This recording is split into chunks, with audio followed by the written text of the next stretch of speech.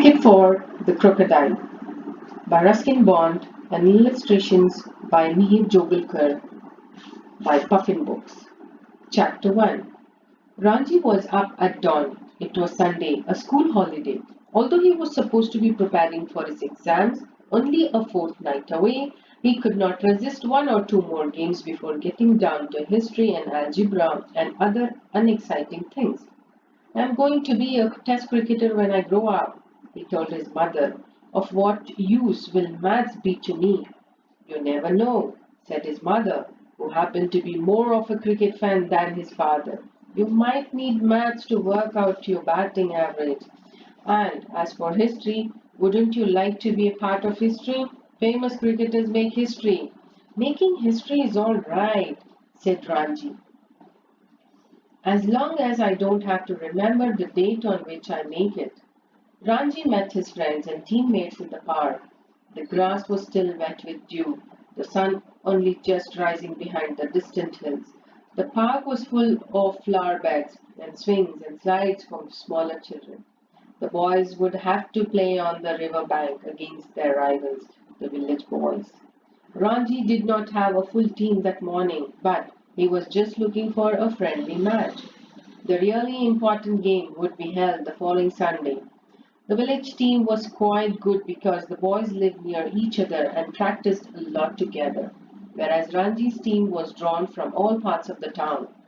There was the baker's boy Nattu, the tailor's son Sundar, the postmaster's son Prem, and the bank manager's son Anil. These were some of the better players. Sometimes their fathers also turned up for a game. The fathers weren't very good, but you couldn't tell them that. After all, they helped to provide bats and balls and pocket money.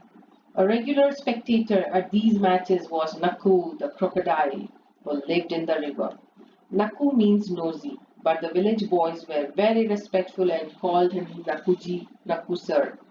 He had a long snout, rows of ugly looking teeth, some of them badly in need of fillings, and a powerful scaly tail. He was nearly 15 feet long, but you did not see much of him. He swam low in the water and glided smoothly through the tall grasses near the river. Sometimes he came out on the river bank to bask in the sun. He did not care for people, especially cricketers. He disliked the noise they made, frightened away the water birds and other creatures required for an interesting menu. And it was also alarming to have cricket balls plopping around in the shallows where he liked to rest. Once Naku crept quite close to the bank manager, who was resting against one of the trees near the river bank. The bank manager was a portly gentleman, and Naku seemed to think he would make a good meal. Just then a party of villagers had come along, beating drums for a marriage party. Naku retired to the muddy waters of the river. He was a little tired of swallowing frogs, eels, and herons. That juicy bank manager would make a nice change. He would grab him one day.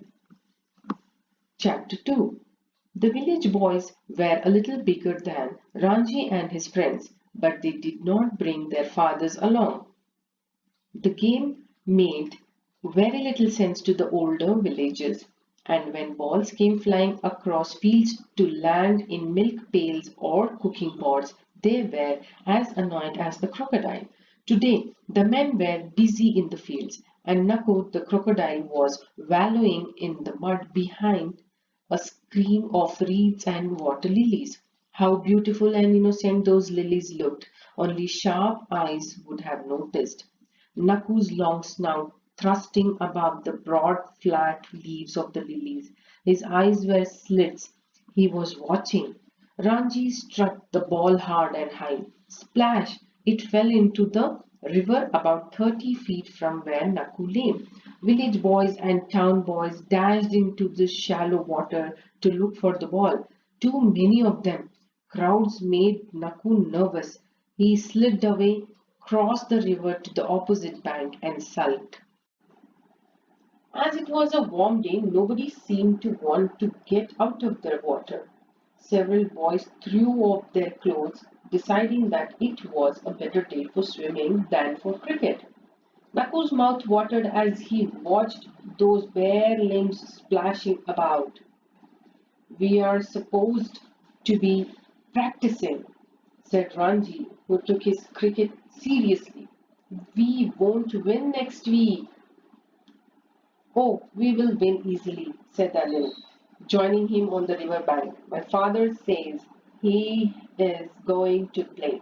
"The last time he played, we lost," said Ranji.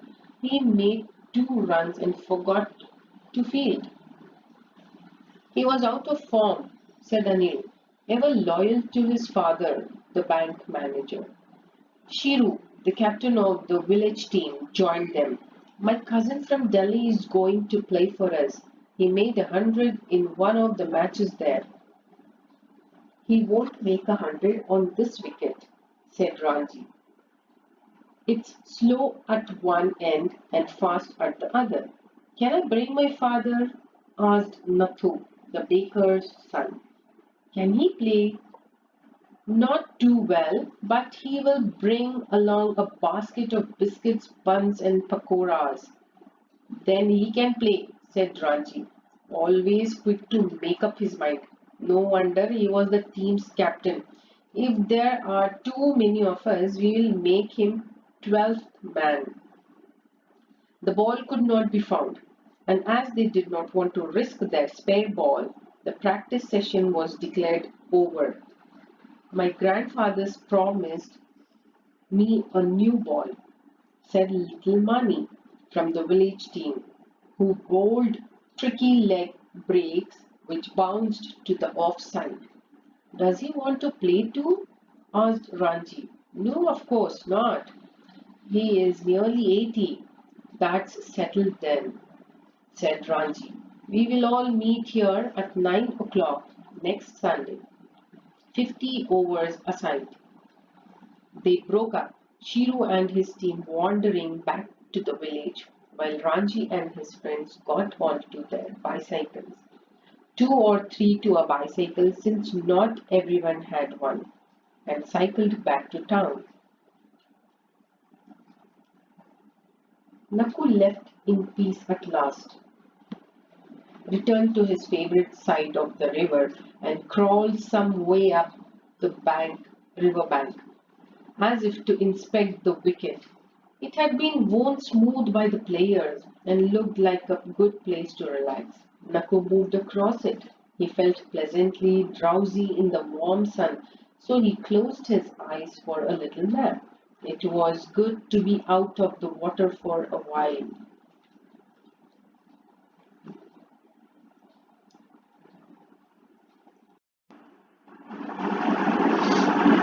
Chapter 3.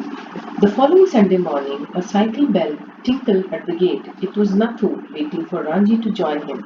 Ranji hurried out of the house, carrying his bat and a thermos of lime juice, thoughtfully provided by his mother. "Have you got the stamps?" he asked. "Sundar has them." "And the ball?"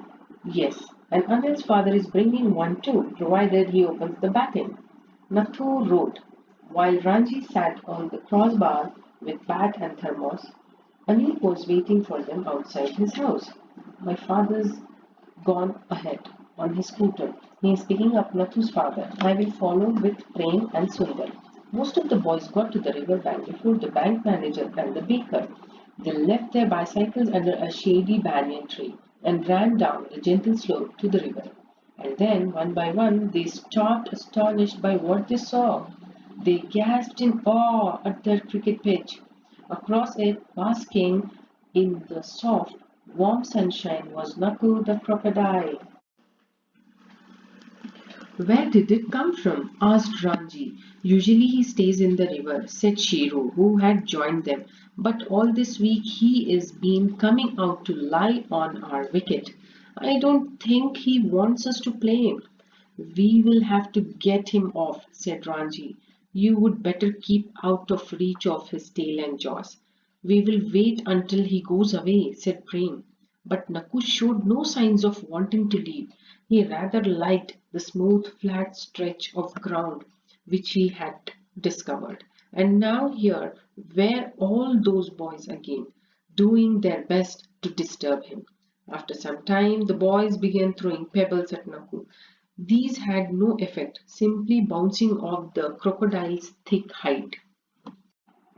They tried mud balls and an orange. Naku twitched his tail and opened one eye but refused to move on. Then Prem took a ball and bowled a fast one at the crocodile. It bounced just short of Naku and caught him on the snout. Startled and stung, he wriggled off the pitch and moved rapidly down the river bank and into the water. There was a mighty splash and he dived for cover. Well bowled, Prem, said Ranji. That was a good ball. Nakuji will be in a bad mood after that, warned Shiru. Don't get too close to the river. The bank manager and the baker were the last to arrive. The scooter had given them some trouble. No one mentioned the crocodile, just in case the adults decided to call the match off. After inspecting the wicket, which Naku had left in fair condition, Shiru and Ranji tossed a coin. Ranji called heads, but it came up tails. Shiru chose to bat first. Chapter 4. The tall Delhi player came out to open the innings with little Mani. Mani was a steady bat who could stay at the wicket for a long time, but in a one-day match, quick scoring was needed. This the Delhi player provided. He struck a four, then took a single off the last ball of the over.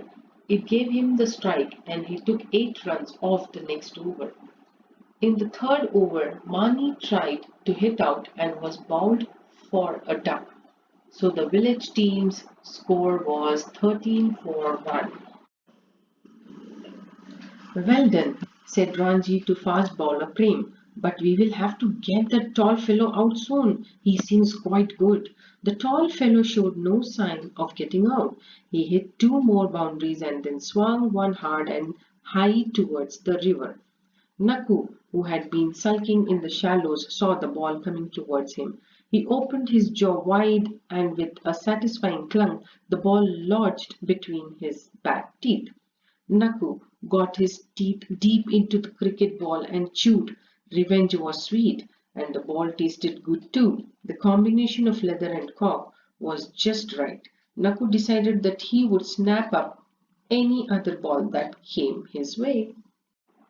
Harmless old reptile, said the bank manager. He produced a new ball and insisted that he bowl with it. He proved to be the most expensive over of the match. The bank manager's bowling was quite harmless, and the Delhi player kept hitting the ball into the fields for fours and sixes. The score soon mounted to 40 for 1. The bank manager modestly took himself off. By the time the 10th over had been bowled, the score had mounted to 17. Then Ranji, bowling slow spins, lost his grip and the ball and sent the batsman a full toss. Having played the good balls perfectly, the Delhi player could not resist taking a mighty swipe at the bad ball. He mistimed his shot and was astonished to see the ball fall into the hands of a fielder near the boundary. 70 for 2, the game was far from being lost for Ranji's team. A couple of wickets fell cheaply and then Shiru came in and started playing rather well. His drives were straight and clean. The ball cut down the buttercups and hummed over the grass. A big hit landed in a poultry yard. Feathers flew and so did curses. Naku raised his head to see what all the noise was about. No further cricket balls came his way, and he gazed balefully at a heron who was staying just out of his reach. The score mounted steadily. The fielding grew slack, as it often does when batsmen gain the upper hand. A catch was dropped, and Nathu's father, keeping wicket, missed a stumping chance. No more grown-ups in our team, grumbled Nathu. The baker made amends by taking a good catch behind the wicket. The score was 115 for 5, with about half the overs remaining. Shiru kept his end up, but the older batsmen struggled for runs and the end came with about 5 overs still to go. A modest total of 145. Should be easy, said Ranji. No problem, said Prem. Lunch first, said the bank manager, and they took a half-hour break. The village boys went to their homes for rest and refreshment while Ranji and his team spread themselves out under the banyan tree. Nathu's father had brought patties and pakoras. The bank manager had bought a basket of oranges and bananas. Prem had bought a jackfruit curry. Ranji had bought a halwa made from carrots, milk and sugar. Sundar had brought a large container full of savory rice cooked with peas and fried onions, and the others had brought various curries, pickles, and sauces. Everything was shared, and with the picnic in full swing, no one noticed that Nakku the crocodile had left the water. Using some tall reeds as cover, he had crept halfway up the river bank. Those delicious food smells had reached him too, and he was unwilling to be left out of the picnic. Perhaps the boys would leave something for him. If not, time to start, announced the bank manager, getting up. I will open the batting. We need a good start if we are going to win.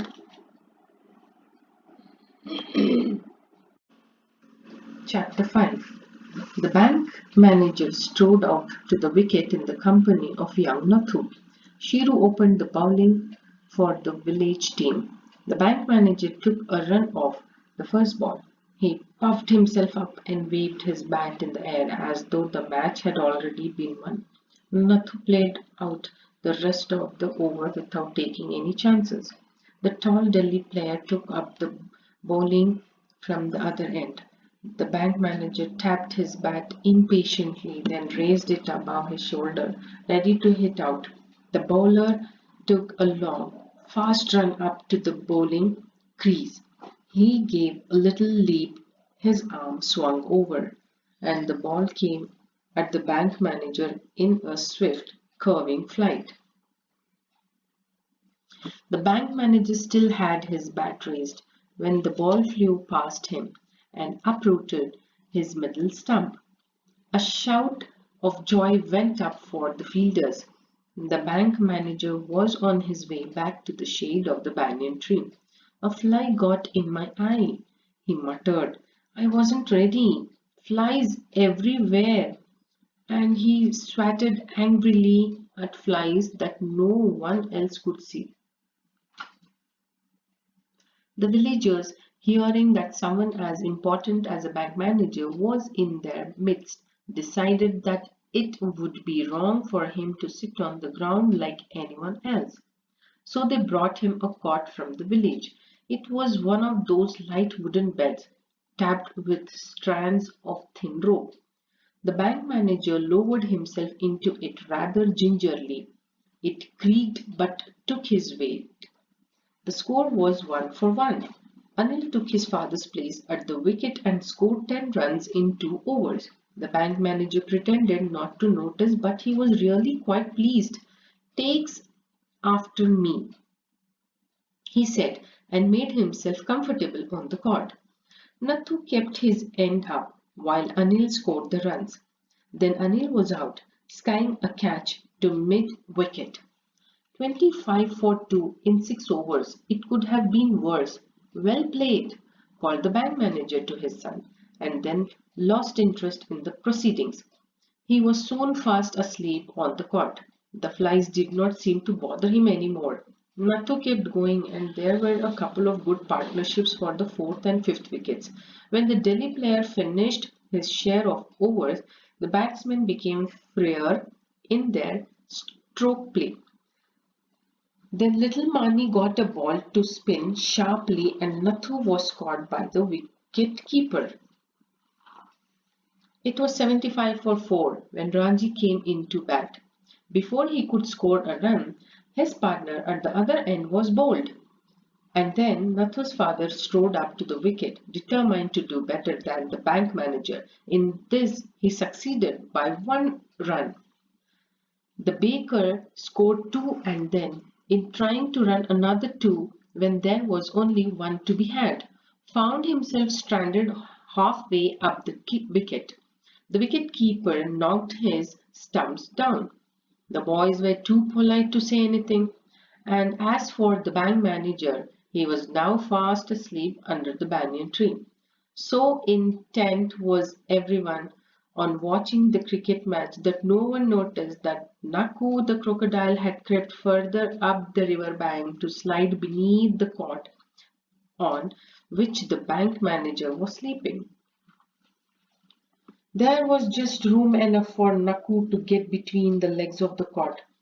He thought it was a good place to lie concealed, and he seemed not to notice the large man sleeping peacefully just above him.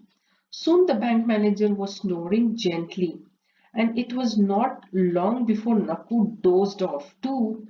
Only instead of snoring, Naku appeared to be whistling through his crooked teeth. Chapter 6 75 for 5, and it looked as though Ranji's team would soon be crashing to defeat. Sundar joined Ranji and, to everyone's delight, played 2 lovely drives to the boundary. Then Ranji got into his stride and cut and drove the ball for successive 4s. The score began to mount steadily, 112 for 5. Once again there were visions of victory. After Sundar was out, stumped, Ranji was joined by Prem, a big hitter. Runs came quickly. The score reached 140. Only 6 runs were needed for victory. Ranji decided to do it in style. Receiving a half volley, he drove the ball hard and high towards the banyan tree. Thump! It struck Naku on the jaw and loosened one of his teeth. It was the second time that day he had been caught napping. He would had enough of it. Naku lunged forward, tail thrashing and jaws snapping. The cot, with the manager still on it, rose with him. Crocodile and cot were now jammed together, and when Naku rushed forward, he took the cot with him. The bank manager, dreaming that he was at sea in a rowing boat, woke up to find the cot pitching violently from side to side. "Help!" he shouted. "Help!"